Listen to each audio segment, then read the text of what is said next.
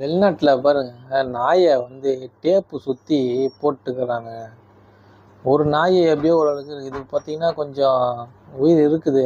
பார்த்துட்டான் அவன். டேப்பை வந்து இது வந்து பிரித்து பார்க்குறான். மூச்சு விடாமல் அது செத்து போயிடுங்க. ரொம்ப அநியாயம் பிடிச்சவனுங்களாக இருக்கிறானுங்க வெளிநாட்டில்.